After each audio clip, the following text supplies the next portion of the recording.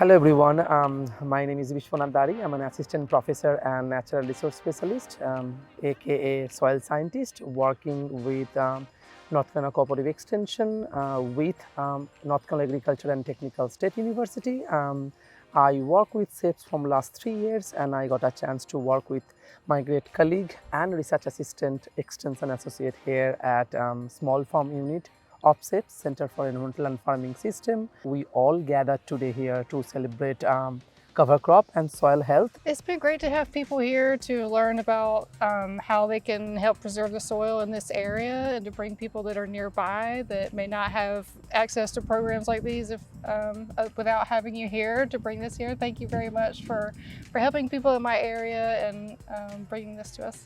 We are here out in CEFS in Goldsboro, North Carolina. It's a beautiful day where you can see behind us cover crops, and we are doing long-term cover crop practices along with other practices like different farming system units, agricultural crops, livestock, agroforestry.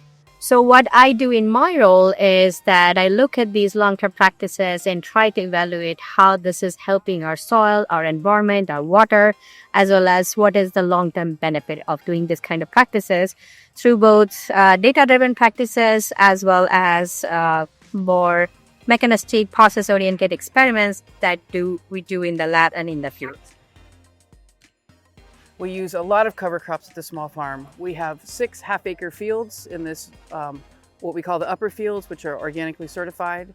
And we typically have 1 to 2 fields in production each year. And so then the remainder of the fields we have in cover crops. Summer cover crops followed by fall, winter cover crops. We like to keep the soil covered at all times. Cover crops are one of the best approaches for supporting healthy microbiomes. That's because cover crops reduce soil erosion and soil loss, and any practice we can do to minimize loss will benefit microbes.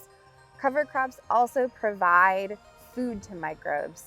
So when plant root systems, they exude complex carbon substrates that microbes love to eat. So microbes in the soil will assemble and create a zone of activity in the rhizosphere. Along the lines of the nutrient cycling, one of the things that we look at when we study soil microbiomes is soil gas flux.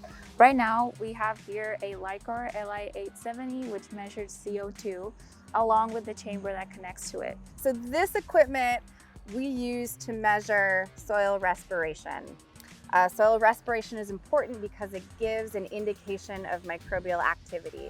Microbes decompose carbon and then release that carbon into carbon dioxide or incorporate that carbon into their biomass.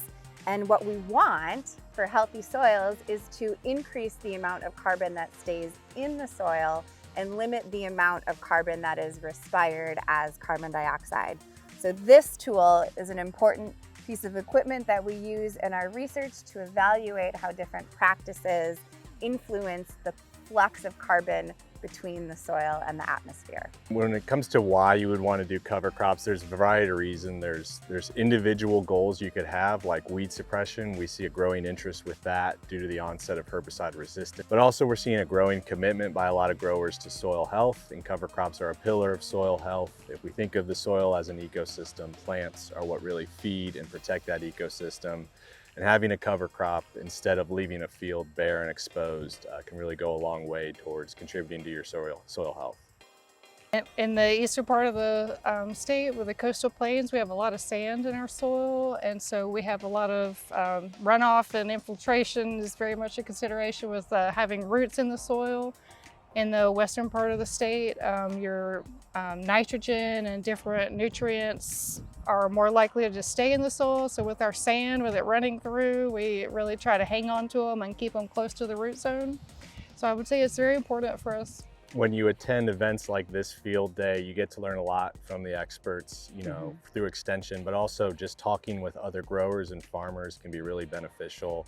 Extension has a lot of great information that they can provide about cover crops, but sometimes firsthand, real world experience from other farmers is pretty tough to beat. So it's a great way to exchange knowledge overall.